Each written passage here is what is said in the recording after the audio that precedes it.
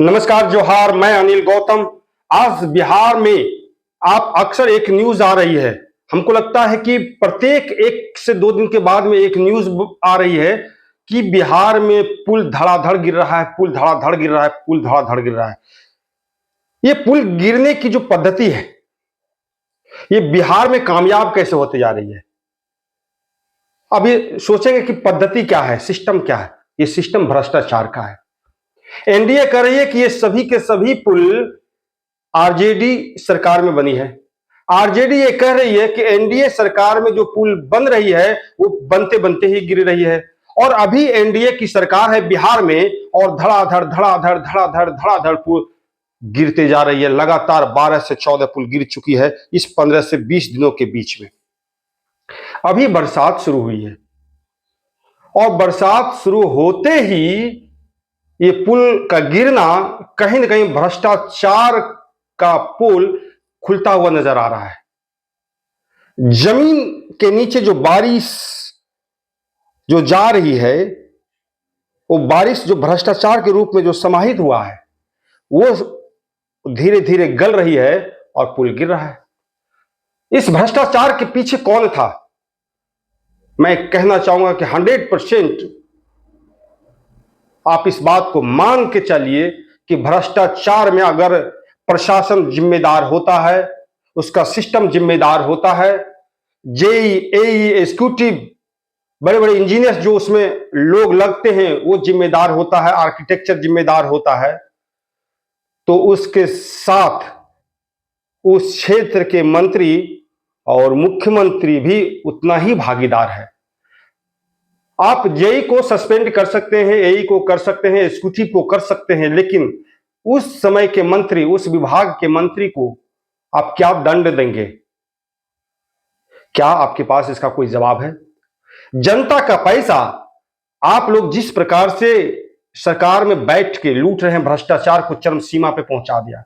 आज कोई भी काम, छोटे छोटे अगर गांव में आहार पोखर बन रहा है, छोटे छोटे पुलिया बन रही है, सड़कें बन रही है, 100 मीटर 200 मीटर 400 मीटर नली गली योजना चल रहा है, उसमें 44 से 46% कमीशन पदाधिकारी लोग ले रहे हैं। और पदाधिकारी लोग अगर इतना कमीशन ले रहा है तो निश्चित तौर पर गुणवत्ता खत्म। और जब गुणवत्ता खत्म तो सड़कें हो या पुल हो या पुलिया हो, उसका गिरना टूटना ये तो आम बात है। अंततः जो सबसे बड़ा जो टूटता है वो जनता का दिल टूटता है, क्योंकि पैसा जनता का है। पदाधिकारियों का क्या है? आप बिहार के किसी भी क्षेत्र में काम कर लीजिए, मकान तो बनना है पटना में ही। एक जेई जो 30 से 35,000 40,000 50,000 रुपये वेतन मिलता है, वह 4 व्हीलर मेंटेन करता है, बड़े बड़े होटल मेंटेन करता है, और 1 से 2 से 3 फ्लैट पटना में खरीदे हुए हैं, भागलपुर में खरीदे हुए हैं, मुजफ्फरपुर में खरीदे हुए, अपने सास ससुर के नाम पे, अपने शाला के नाम पे जमीन अर्जित किए हुए। ये पैसा कहां से आ रहा है? ये जनता का पैसा है। आप सस्पेंड तो कर देंगे, लेकिन ये जो अर्जित किया है धन, उस धन को निकालना सबसे बड़ी जिम्मेदारी है। और जिस दिन सरकार निकालना शुरू कर दिया, उस दिन सबसे पहले जो सुई घूमेगा 336 डिग्री में, वो सरकार की तरफ ही घूम जाएगा।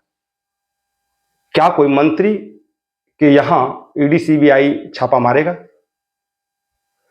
एक पदाधिकारी के यहां मार सकता है, पदाधिकारी को सस्पेंड किया जा सकता है, लेकिन इस पूरे सिस्टम में जितने लोग हैं, क्या उन तमाम लोगों को उसमें ला सकता है? नहीं।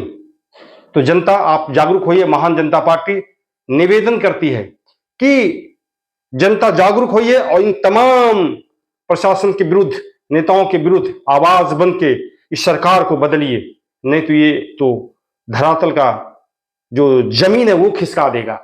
इन लोगों का काम सिर्फ है सत्ता में बैठना। इन लोगों का काम है सत्ता पे बैठ के धन बनाना, धन अर्जित करना, और सेवक बन के हाथ जोड़ के आपके बीच में वोट लेना। यह कभी भी आपके हितों का ख्याल, आपके सुविधाओं का ख्याल नहीं करेगा। मैं अनिल गौतम महान जनता पार्टी से निवेदन करता हूं कि इस एनडीए सरकार को, वर्तमान सरकार नीतीश कुमार के खिलाफ आवाज को बुलंद कीजिए।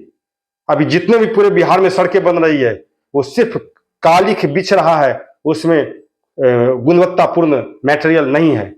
आप तमाम लोग आइए और हम सब लोग मिलकर इसको उखाड़ के फेंक दीजिए, ताकि आने वाले दिनों में पढ़े लिखे लोग सत्ता में भागीदार बने, आपके बच्चे भागीदार बने। प्रशासन को सख्त करना होगा, प्रशासन जो भ्रष्टाचार में लिप्त है उसको हटाना होगा, तब जाकर जनता का पैसा जनता के हित में उपयोग होगा। महान जनता पार्टी चाहती है कि निष्पक्ष इस पे जांच हो और तमाम जो भागीदार लोग हो वो सलाखों के पीछे हो।